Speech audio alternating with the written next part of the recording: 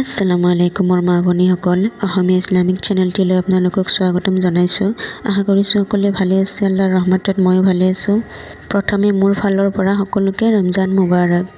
আজিৰ আমাৰ বিষয়টো হৈছে ৰোজাৰ ফজিলত। ভিডিঅ'টো স্কিপ নকৰি শেষলৈকে চাব। বলক তেন্তে ভিডিঅ'টো আৰম্ভ কৰোঁ। মোৰ মা ভনীসকল, ইছলামৰ তৃতীয় খুঁটি বা স্তম্ভ হ'ল ৰোজা। বালিগ বা প্ৰাপ্তবয়স্ক প্ৰত্যেক মুছলিম পুৰুষ মহিলাৰ ওপৰত এই ৰোজা ফৰজ কৰা হৈছে, মানে বাধ্যতামূলক। আপুনি বিনা কাৰণত যদি এই ৰোজা ত্যাগ কৰে তেন্তে আপোনাৰ কবিৰা গুনাহ হ'ব।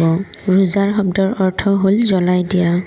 উদাহৰণস্বৰূপে, সোণ পুৰি যেনেকৈ তাৰ মলিনতা গুচাই উজ্জ্বল আৰু পৰিষ্কাৰ কৰা হয়, ঠিক তেনেকৈ ৰমজান মাহত ৰোজা বা উপবাসৰ ক্ষুধাৰ অগ্নিৰে মুমিনৰ দেহৰ জড়তা আৰু অন্তৰৰ মলিনতা দূৰ কৰাৰ ব্যৱস্থা কৰা হৈছে। পবিত্ৰ কুৰআনত ৰোজা সম্পৰ্কে এনেদৰে কোৱা হৈছে, হে ইমানদাৰসকল, পূৰ্বৰ নবীসকলৰ ওপৰত যেনেকৈ ৰোজা ফৰজ কৰা হৈছিল, ঠিক তেনেকৈ তোমালোকৰ ওপৰতো ৰোজা ফৰজ কৰা হৈছে, মানে বাধ্যতামূলক কৰা হৈছে। বিখ্যাত সাহাবা হজৰত ছলমান ফাৰ্চী ৰাদিয়াল্লাহু তাআলা আনহুৰ পৰা বৰ্ণিত আছে যে, শাবান মাহৰ শেষৰ দিনা ৰাছূলুল্লাহ সাল্লাল্লাহু আলাইহি ওয়াসাল্লামে আমাক নছিহত কৰি কৈছিল, হে লোকসকল, তোমালোকৰ ওচৰত এনেকুৱা এটি মাহ আহি আছে যি অতিশয় বৰকতপূৰ্ণ। তোমালোকে এই মাহৰ এটি মুহূৰ্তও অৱহেলাত নকটাবা, কাৰণ এই মাহটো হৈছে বৰকতপূৰ্ণ মাহ। এই মাহটো হৈছে ধৈৰ্য্যৰ মাহ, আৰু এই ধৈৰ্য্যৰ প্ৰতিদান হৈছে জান্নাত।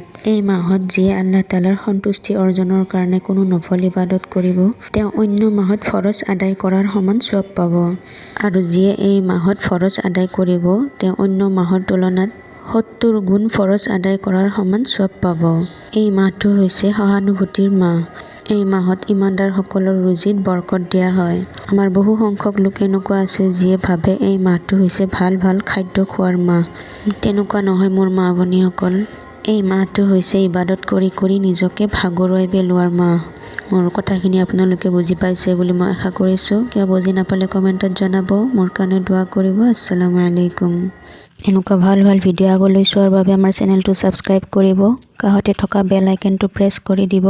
কিবা জানিবলগীয়া থাকিলে কমেণ্টত জনাব। ভিডিঅ'টো যিমান পাৰে শ্বেয়াৰ কৰিব। আপোনাৰ এটা শ্বেয়াৰৰ কাৰণে হয়তো কোনোবাৰ উপকাৰ হ'ব পাৰে। আসসালামু আলাইকুম।